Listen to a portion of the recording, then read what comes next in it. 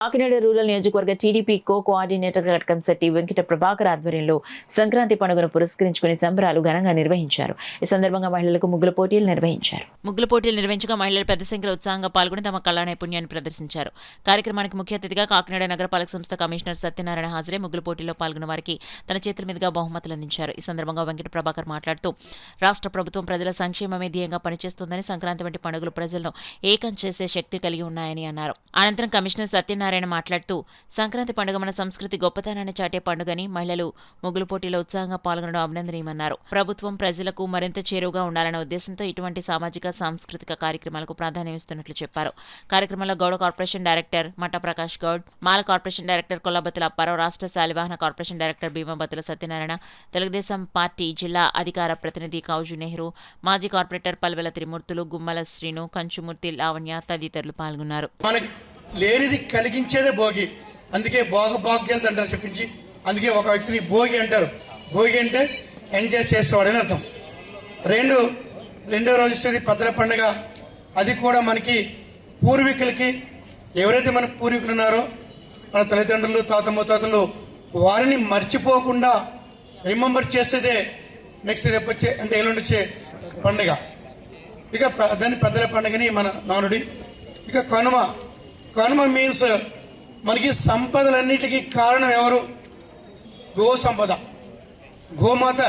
అంటే రైతు అనేవారు వ్యవసాయం చేయడానికి ఎద్దులు కావాలి, దానికి హలం అంటే నగలి కావాలి.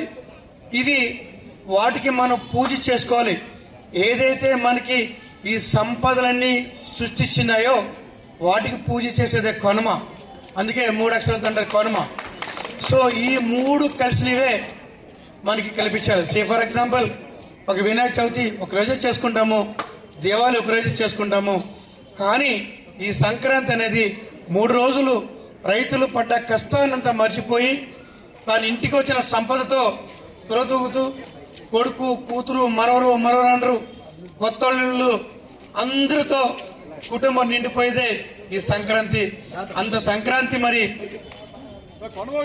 ఈ సంవత్సరం మీ ఇంటిని పాది ఆనందంగా ఉండాలని, మీ కుటుంబం భాగభాగ్యత వర్ధిల్లాలని, మీ కుటుంబంలో ఉన్న పిల్లలు సకల అష్ట ఐశ్వర్యాలతో వర్ధిల్లాలని మనసా వాచా కర్మన కోరుకుంటూ ఈ కార్యక్రమం ఏర్పాటు చేసిన మా సోదర సమానులు, మా తమ్ముడు బాబీ గారికి, వారి కుటుంబ సభ్యులకి ప్రత్యేకమైన అభినందనలు తెలియజేసుకుంటారు. ఒక గ్రామంలో ఉంటే ఆ గ్రామం రంగరంగ వైభవంగా ఉంటుంది. మొన్న అక్కడే తెలంగాణలో ఒక అమ్మాయి స్పోర్ట్స్ లో పాల్గొని మా ఊరికి రోడ్ లేదంటే తెల్లవారినప్పుడు పవన్ కళ్యాణ్ రోడ్డు వేయించారు 16 కోట్లు ఇట్టి. అలాగే కమిషనర్ గారు చెప్పాలి, ఆర్టీఓ దగ్గర నుంచి ఎస్సీ కార్పొరేషన్, హౌసింగ్ కార్పొరేషన్ దగ్గర నుంచి ఈ రోజు కాకినాడ నగర కార్పొరేషన్ డైరెక్టర్ గా ఎవరంటే, కమిషనర్ గా ఎవరంటే నైపుణ్యత.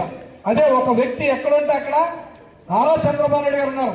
ఈ ప్రపంచానికే ఈ ఆంధ్రప్రదేశ్ ఎక్కడుందో బంగాళాఖాతం మారుమూరున్నా సరే ఈ యొక్క వైభవాన్ని, అభివృద్ధిని చూసి నారా చంద్రబాబు నాయుడు గారి పేరు వస్తుంది.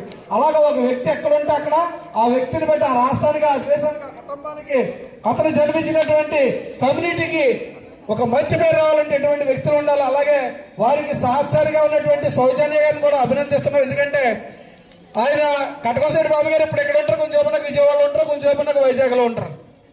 మరి అయినా సరే ప్రోత్సహిస్తూ ఎందుకు ఈ బాధలు అనుకుంటా ఆయన ప్రోత్సహించడానికి ప్రత్యేక ఆవిడ కూడా సంక్రాంతి శుభాకాంక్షలు తెలియజేసుకుంటూ, ఏ పండుగ వచ్చినా సరే ముందు ఈ వీధి అంతా కూడా ఆ పండుగ వాతావరణం చూపించేటటువంటి భాగంలో ఉన్నారు.